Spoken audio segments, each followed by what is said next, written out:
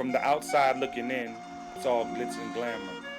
You really don't know all the ups and downs that comes with this high we call the entertainment business.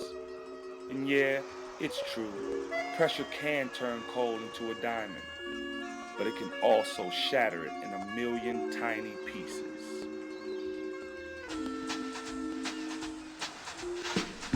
Hello, my love. It's getting cold on this island.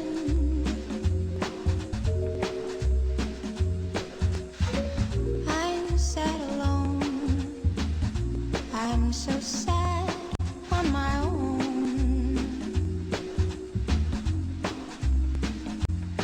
The truth is, we were much too young. Now I'm looking for you or anyone like you.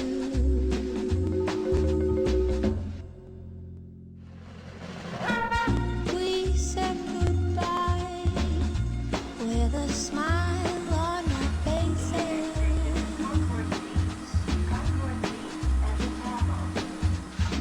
Now you're alone. You're so sad on your own. The truth is, we ran out of time.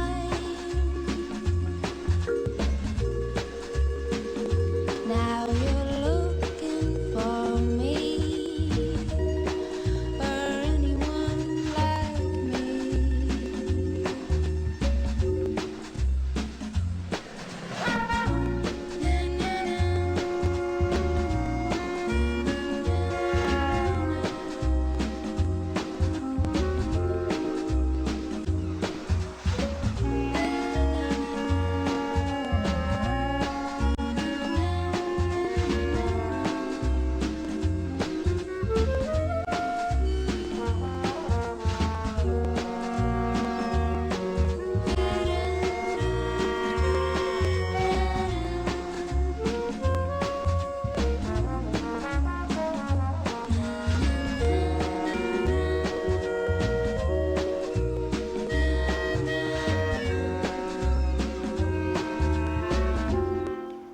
Alright guys, we need quiet for like 15 minutes. I guess my first question would be, how would you describe yourself? Kenny Burns is complex. I think I'm never satisfied from a creative perspective. I never forget Dallas Austin's brother, Claude Austin, when I started the business. You know, I came in saying, I want to do movies, you know, and after, you know what I'm saying, we break Monica, then, you know, I'm gonna be the hype man, and then, you know, clothing line. Like I said all that at 19. And to think, it almost didn't happen. Crucial.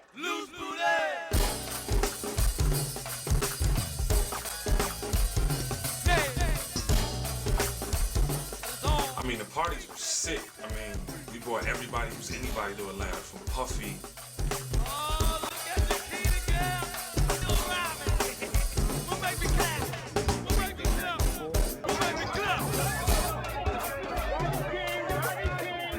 To Jay-Z. And as I got more into the music business, the parties became the movement. Like, we took it on the road and we did the 2620 Black College Tour. And we had Jim Crow and Youngblood.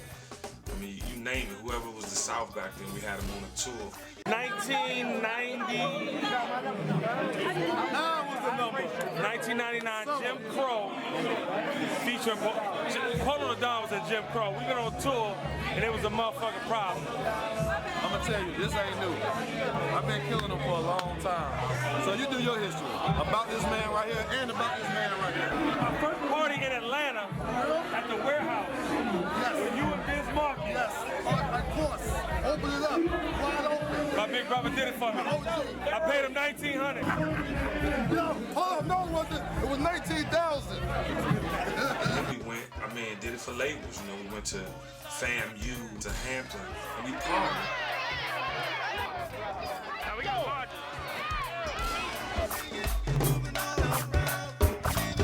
It's all like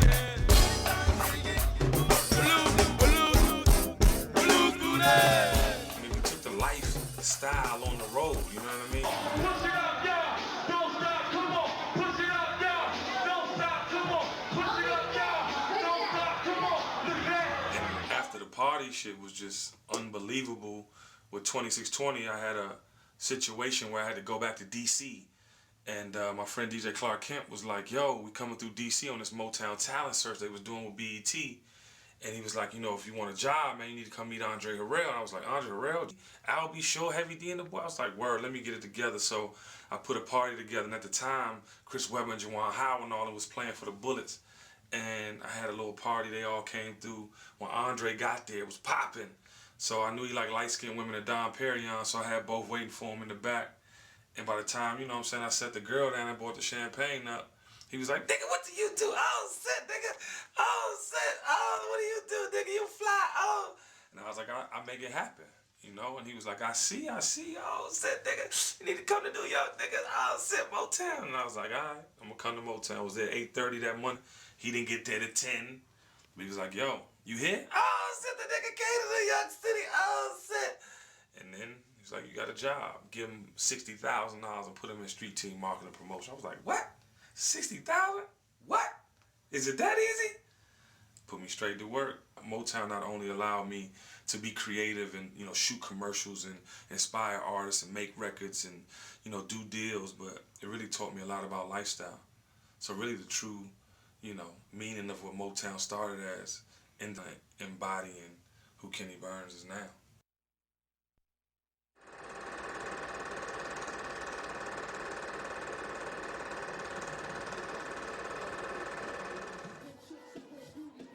The momentum of Motown and its influence on my lifestyle thrust me into what would be the golden era of hip-hop and the next generation of moguls. It was LA. It was something. I felt I'd arrived as an executive. I got on the mic.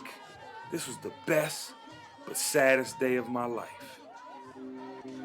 I'm lost without you. And I'm hurt without you. Can't breathe without you. But I'll rise for you. Fight for you.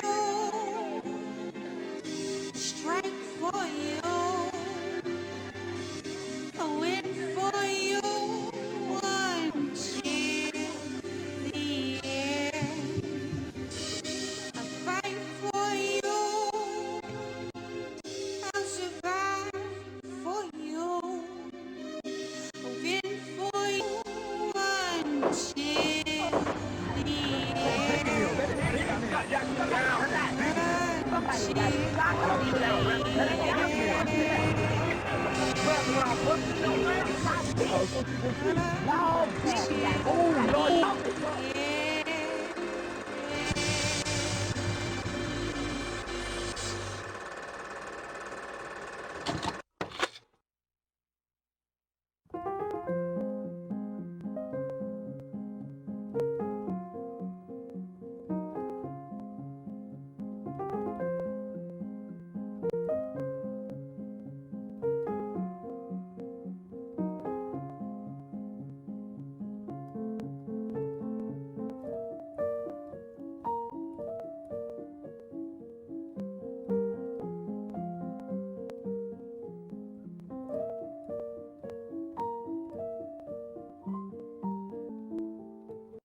See, celebrity gives you power, right? But that's not the only thing that gives you power, I've learned. In my study, in my walk that I've walked, I've gained power by doing what I said I was going to do. Because at the end of the day, as I was coming through the ranks, I saw how many people needed each other that didn't want to fuck with each other. So it started in music, and I would get people together, and it'd be like a unifying thing, and boom, but the common denominator was money. So you make people money, they fuck with you. And then on the marketing side, it's like, what's money to spend in my community and you don't know how to spend it? Well, let me show you how to spend it. Instead of, let me just blow the budget. You know, give me all the money in the world, I'm gonna buy a house, I'm gonna do all this crazy shit. No, I'm gonna show you really how to infiltrate the market. And not only show you how to infiltrate it, I support your product. I drink Heineken, you know what I'm saying? I drink Belvedere. I'm a lifestyle guy, this is how you do it. Here's the philanthropy side of it you can do for your give back. Here's the, you know, whatever. And then, you know, for Axe body sprays and all the other clients, you know, I'm gonna show you what the 15-year-old young black man is doing and why he needs deodorant and how he's gonna use it and when.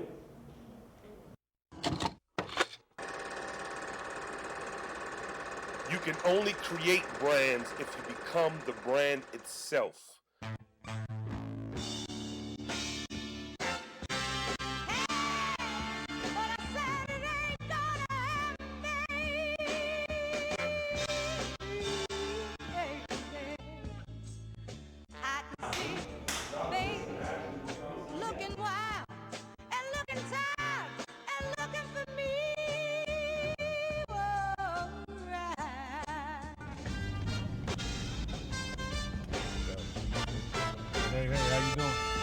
Understanding perception is reality in entertainment will take you further than any textbook. I am who I say I am.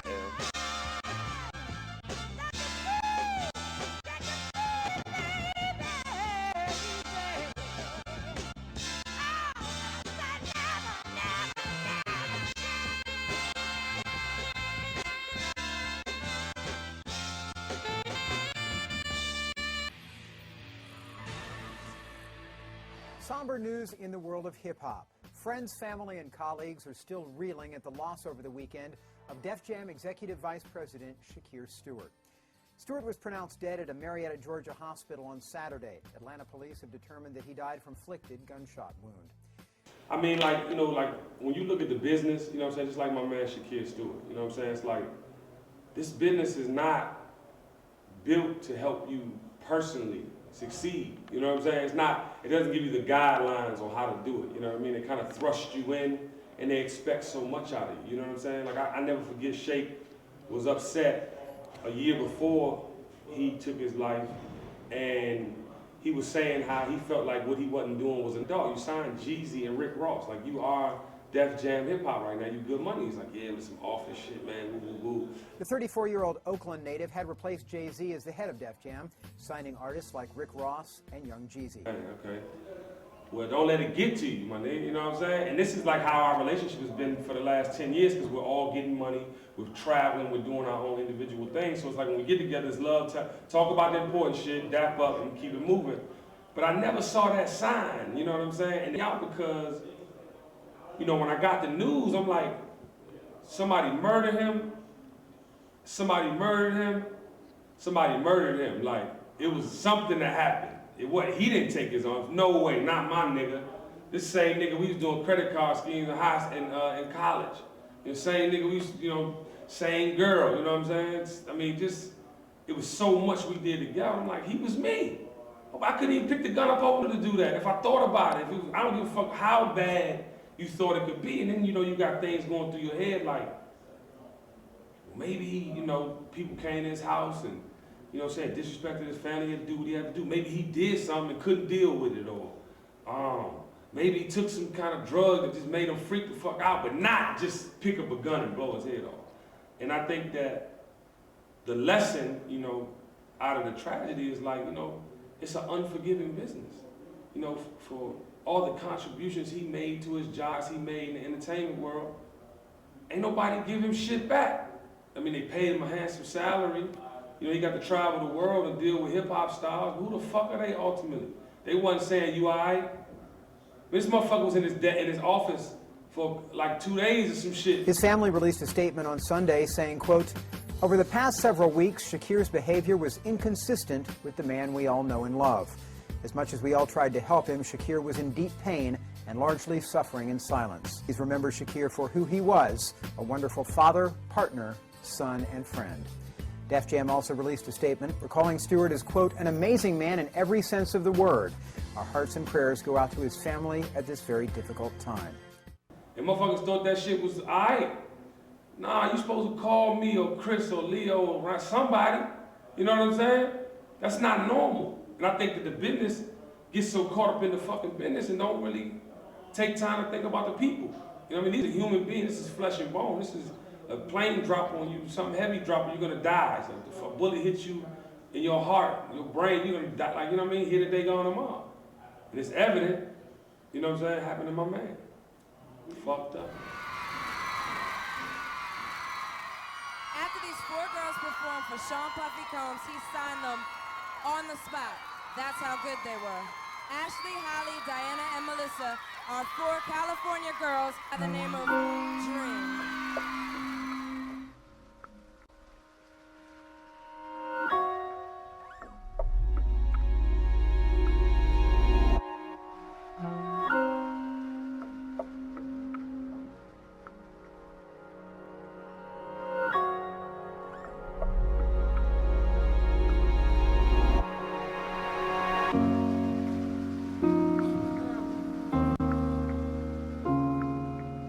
Well, I'm the guy who found Dream and named Dream, and I was the 5th member of Dream.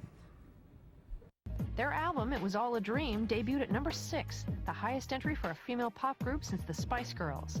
Dream's rise seemed completely out of left field, as was their choice of record label and Svengali. Whoa, you know, 4 white girls on Bad Boy? And Dream acquired an edge, and Puffy picked up a softer side, just in time for his makeover as the more approachable P. Diddy. No matter what he's never gonna be with you. He's into what he's got, and that's me. He loves me, he loves you not. Yeah, I mean, it's just, it's you're never promised anything. Nothing is guaranteed to you. Nothing is yours until, it's literally tied around you and you're holding it. I'm not gonna let it go. It can go, it can be over at any point. It's music we created as a group. No one gave it to us and said, you sing it this way, you sing it that way, this is your sound. On a roll, the girls made the startling decision to part ways with manager Kenny Burns, who is not happy. You put your all into something and for it to be taken away, like literally taken away, for no reason, just because it's time to move on. How do you move on from somebody that made you? Like, how do you know what I'm saying? Right now, we're going through a little bit of a rough time, but we're pulling through together as a group, as us 4. To be honest, like, the way it went down, I mean, like, like I said, I'm like their big brother, but I haven't heard from them to this day. Like, it's just, it's what it is. I really want to say more MTV, but hey, I do have love for the girls.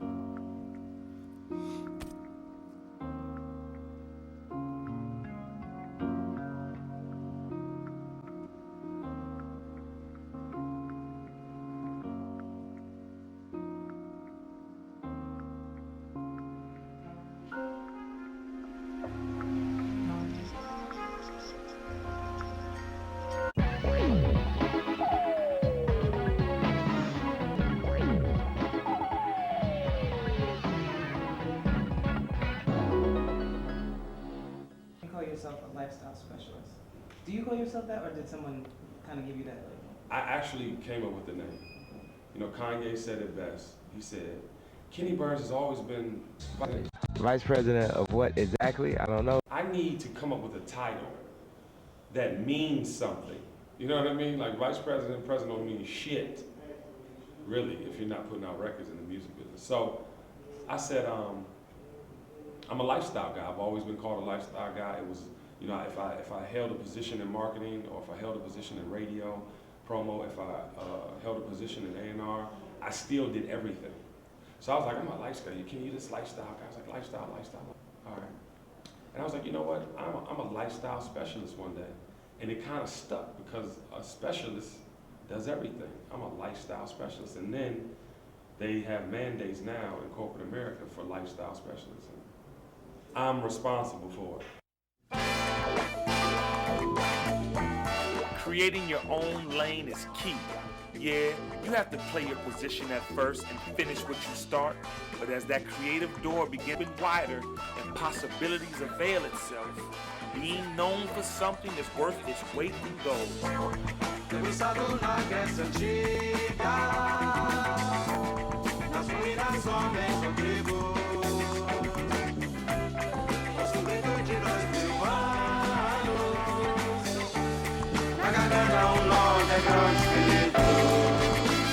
It's like me. I never thought my passion for fashion would become a natural progression. Introducing the $7,000 blinged out button-up, brought to you by hip-hop designers extraordinaire Ryan Kenny. Ryan Kenny was a brand that started in Ryan Glover's in my mind. And we had went shopping, and we couldn't find no Gucci jeans. Like, they had these jeans with the G on the butt the first year they came out. And we couldn't fit the motherfuckers because they was low riders. So we was pissed. And I'm like, I'm tired of buying all these, you get the shirts, certain shit fit, don't, armpits too high, that couture shit. Little white men is what it's made for. So we decided that we was gonna do some clothes, you know what I'm saying? Hip hop is growing up. Like, what can we do first? So we was thinking about suits and, all these things. And then it was like, let's make shirts, button-up shirts. Yo, it's only flashy if you discount suits off the rack. If you go custom-made, Ryan Kinney shirts with cufflinks, it's just normal. So what makes a shirt worth $7 grand? Is it the feel of the fabric? The fit? This shirt comes with the fat-ass diamond cufflinks designed by famed New York City jeweler Lorraine Schwartz. You know what I'm saying? We started rocking cufflinks and shit around this time, and on it. And then it was like, let's get it together. We're gonna make it happen. Woo, woo. 18 karat gold, yellow and white diamonds. Canary. Expensive. The first order we got, Usher wore. Yeah. Usher really supported. You know what I'm saying? Ashton Kutcher, like all these famous people was wearing. One of the hottest models around, Tyson Beckford rocked the runway for celeb label Ryan Kenny. He started button-up craze. Right. Remember Jay-Z Change Clothes video? That was all Ryan Kenny. I missed. Look what you missed. I couldn't believe how fast, like, when I say literally we made shirts, got them shipped to us, they was on celebrities, you know what I'm saying, immediately.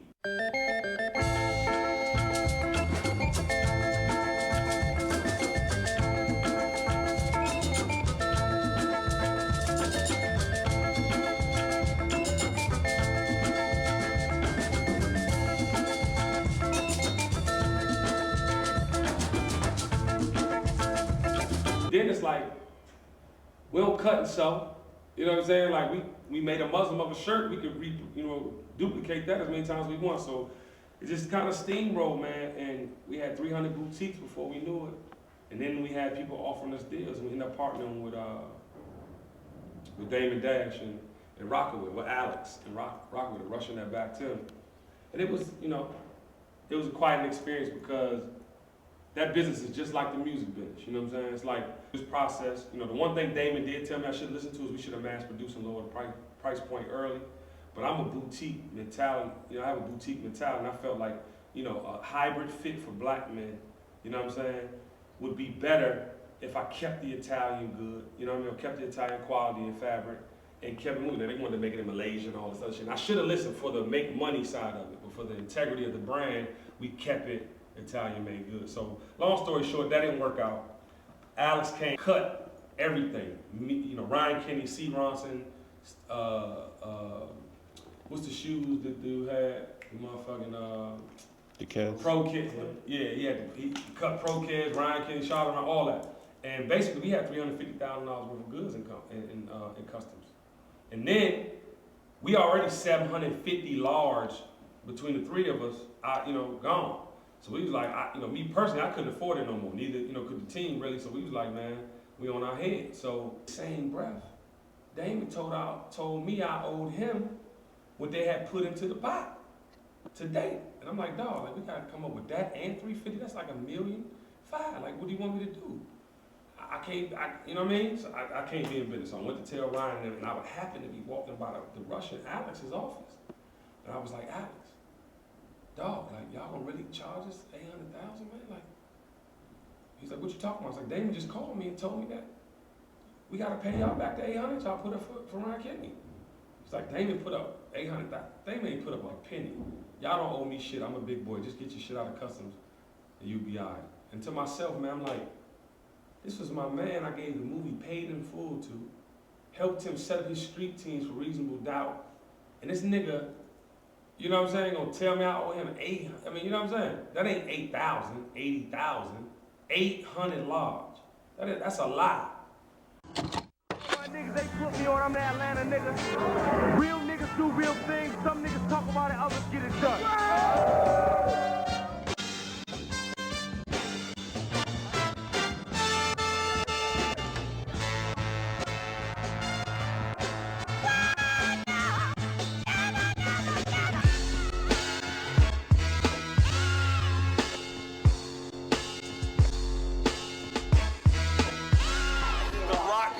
sweating. Look at my whole shit. It's crazy right now.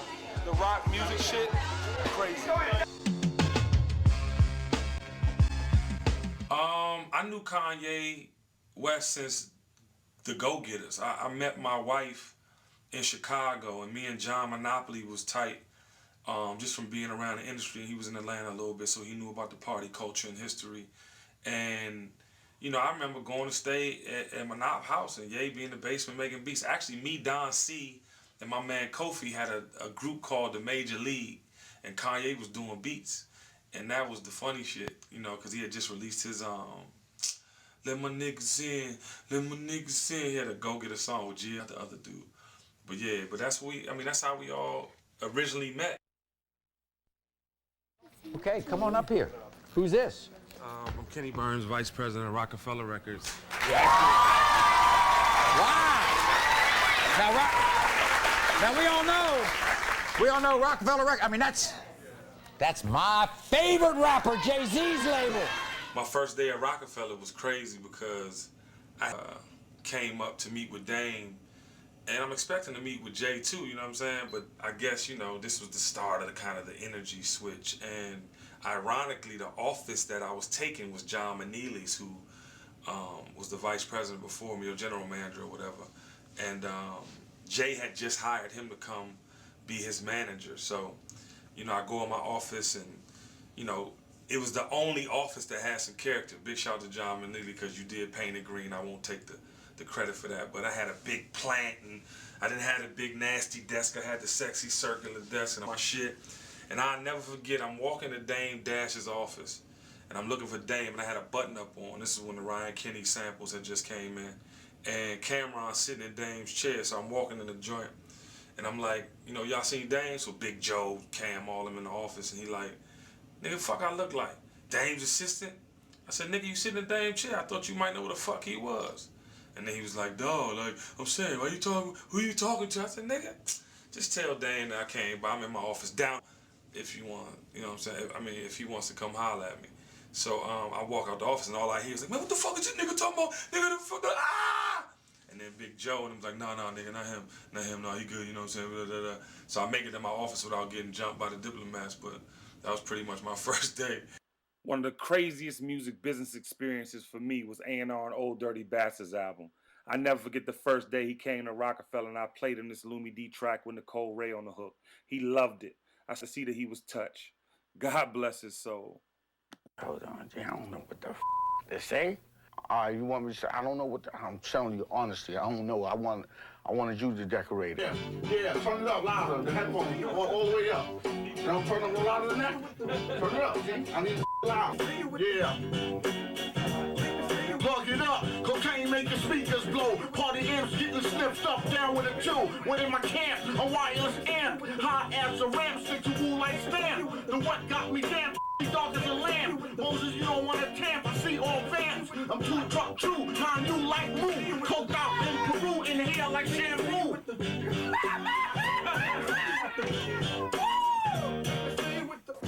Guess who's home? Guess who's home? Guess who's home? Guess who's home? Guess who's home? Yo. Sing you. Sing that. Go back. Hell no! Dirty agrees to wear Dirt McGirt. But as he waits to go on TV, Rockefeller execs Kenny and Darren arrive. But you can't tell him what he could wear and can't wear. I didn't tell him. I asked him what he wanted to wear. That's your problem. You thinking somebody against you or something. Our best interest is Old Dirty Bastard. I felt that taking the wrong direction. What you did was wrong. But that's the end of the discussion. What you did was wrong. It ain't no in this. Who the you, man? You better watch your mouth, dog. I'm telling you. You gotta work with me, man. Just watch your mouth. That's all I'm asking you. As a man, watch your mouth. But I'm telling you. I don't have to do shit. Watch your mouth. I'm telling you. That's what you need to do. I'm a grown man. So watch your mouth, man. I let the music business, Damon and Jay split. You know, those are two dudes I met, you know, when I was in college. You know what I'm saying? I was the first dude to bring them to Atlanta and give them a stage. And Clark Kent was the conduit, and we was just cool. I go to New York, go to Mad Wednesdays. I'm talking about young, like early 22 twos and You know what I'm saying? Before Reasonable Doubt. And I was just like, you know, I seen them build a thing. And they always had their Harlem crew and their Brooklyn crew. And Clark told Dame, I got this kid from Brooklyn. That's the best rapper you're gonna ever hear. Clark told me to meet him in Brooklyn. You know, Brooklyn, you thought gold teeth, felines, and thievery. Dame is from Harlem. Harlem is all about floss and flashy. And they looked at us as grimy Brooklyn dudes, so all we want to do is steal and rob. you know, his niggas ain't like Dame, you know what I'm saying, and certain shit like that. But, you know, it wasn't until really Jay, you know, like, you know, I came in and John Maneely was where I, you know, was my position. Or he wasn't my, John Maneely was there. I came in, you know, took John's office, Dame fired John, then Jay hired him back. And it was like, you know, it was ongoing shit like that happening, you know what I mean? And I didn't like that shit. I thought that was some bad shit on Jay part. And then, you know, I saw how Dame got too big for himself, you know. The same asshole nigga that was screaming on Kevin Lyles and Leo and all the motherfuckers, the same motherfucker that was, you know, getting Jay in the door. And nobody want to sign Jay at first. The first album was on Priority Freeze, independent deal. You know, and that's my point. It's like, I think the business has a way of, like, it puts you in a bag, like, you know what I'm saying? It shakes you up, like you motherfucker about to get fried or something, you know what I'm saying? Like you in the motherfucking batter, because it's not, you know what I'm saying? It's nothing, or it's no reason they should have split. It's no reason. Y'all made hundreds of millions of dollars together. You know what I'm saying? You Godfather, Boogie, Jay's Godfather, you know, the Dame's son, Boogie. Y'all got a lot of history, man. And y'all gonna break up. But then that leads me to believe that it's an ultimate society that's controlling that shit. You know what I'm saying? And I think it is a secret society. I think it is. I don't know if it's Freemasons. I don't know if it's Illuminati. I don't know what it is. But it's something that these motherfuckers come tap you on your motherfucking shoulder and be like, we choose you. You got to do this and you're gonna be all right. To actually, you know, put into this position. I mean, the lower levels are, I don't know whether they're analyzed or whether they are tested or whatever it is that happens before they don't get up into the upper echelons of this control grid unless they're psychopaths. Would you agree? Absolutely. Even with the regular Freemasonry at the bottom, that's where they come in. That's the catchment area. And those who can keep their mouths shut, keep secrets, are gradually sifted out. The ones who don't mind getting extra free benefits from society, the profane beneath them, are watched. And if they're useful, especially in the area of creating public opinion, they'll bring them up into the higher ranks, because you know, public opinion and the control of public opinion is of paramount importance.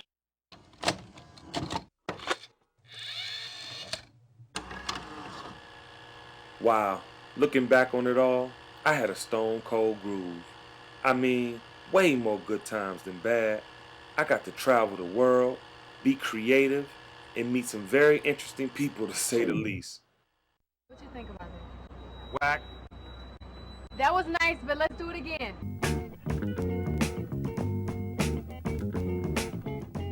In dem Haus, das es nicht gibt,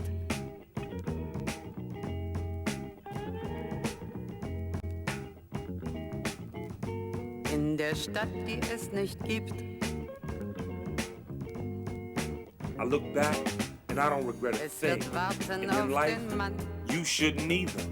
So all in retrospect, the key was to be ultimately realistic and to never sell out.